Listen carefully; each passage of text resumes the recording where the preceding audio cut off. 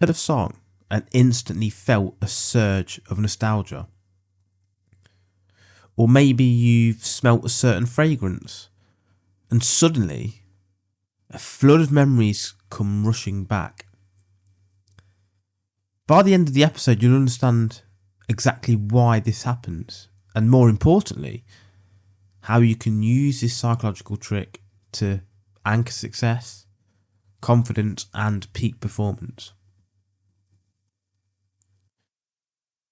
Anchoring itself, then, for those of you who don't know, is a psychological phenomenon where our brains associate certain stimuli, like sights, sounds, smells, even physical movements, with an emotional or mental state.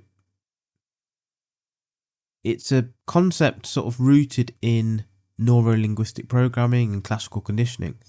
Think about Pavlov's dogs. We've spoken about this before.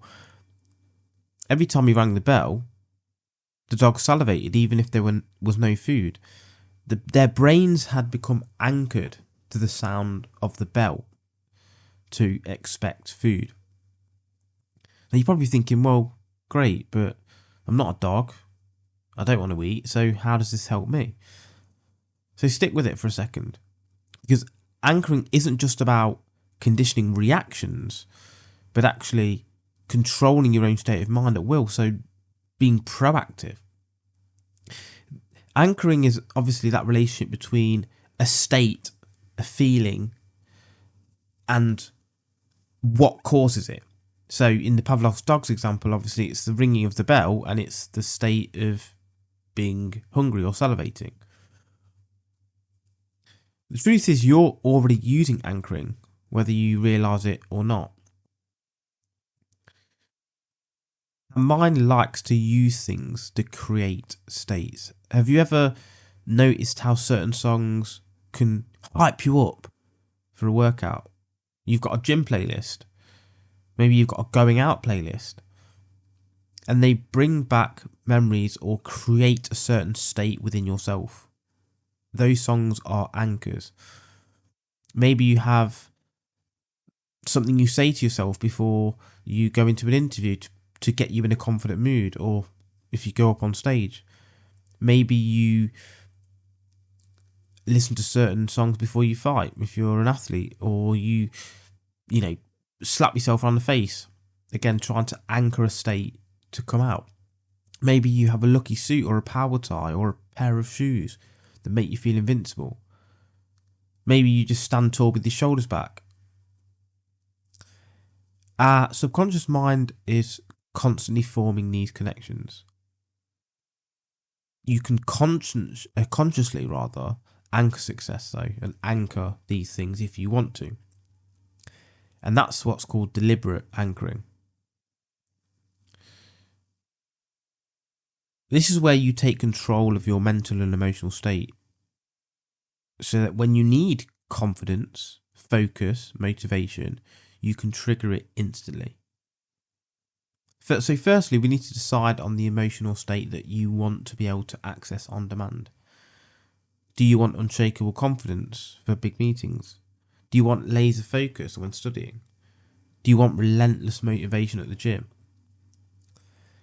We then need to understand a time when we felt that, much like method acting, where they go back to a time where they felt a certain way in order to portray that on the screen correctly. This is what we need to do.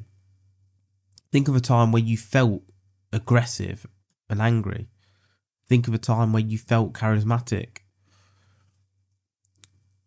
Maybe a time where you gave it an incredible presentation. And we want to understand when we felt this emotion at its peak. We need to relive that moment in our mind. What we saw, what we heard, what we felt. And then what we need to do, once we've established that, is to choose the anchor. So what button are we going to press in order to generate that particular feeling or state? It could be something like clenching your fist. You can anchor that state or that feeling or emotion to clenching your fist. Maybe it's a specific phrase that you say. Maybe it's, and people do this genuinely, they touch their leg in a certain way and they pinch themselves like near the knee and things like that, or they hit themselves a certain way in order to generate a certain emotion. Maybe you snap your fingers. Maybe there's a certain smell that triggers it for you. I don't know. And we need to link the emotion to the anchor. Immerse yourself in that powerful memory at the peak of that emotion and activate the anchor. If you choose the clenching of the fist, do it right as you feel that surge of confidence. And you have to repeat the process until it strengthens a link between the two in your brain. Test your anchor after a few repetitions. Test and retest and reinforce. Try and trigger it. Clench your fist. See if you can instantly change into a different version of yourself, essentially. Because you need anchors for different situations in life, especially how things are now. We live very fast lives now, don't we? We have to be a certain person at work and a certain person around the family, and a certain person if we are an athlete and we fight, a certain person if we are public speaking, a certain person out with the boys. So we will have different anchors for business and sales, maybe sports performance, public speaking, positivity or productivity or focus, whatever it's going to be. We need to have different anchors. Maybe you're pretty confident with how your body has naturally anchored itself in most areas, but actually maybe there's a couple of areas that you feel that your anchors are working against you. Because what if you've got bad anchors?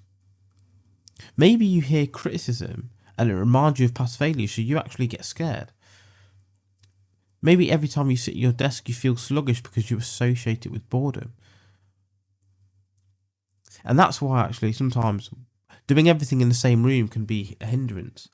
If you sleep in the same room as you exercise, as you work, if you're disciplined, that's great and you can anchor yourself. But if you don't, it becomes difficult to motivate yourself, because that's where you chill, where you lounge out, where you chill, vegetate, whatever you want to call it, on the sofa. And it's difficult to then be able to do those separate things. Like, you'll know yourself, if you've got a study room, as soon as you get in the study room, you start focusing differently because you're anchored to that position. So if you've got negative anchors, we need to identify the trigger of it. We need to break the pattern, introduce a new positive experience to override the negative one and reinforce that positive anchor in its place. So anchoring can be a way then to master your emotional state. Instead of waiting for motivation or confidence randomly showing up, you can manufacture it on command. The most successful people don't leave their mental state to chance. They program themselves for success. So here's a challenge then. Try and create an anchor today. Start small. Maybe it's a power pose. Or maybe it's a thing that you say to yourself before a sales call. Think, and you have to really feel that time that you did it well, and that the emotional pattern that was felt in order to anchor that correctly. So give that a try and see if you've noticed any change within your life.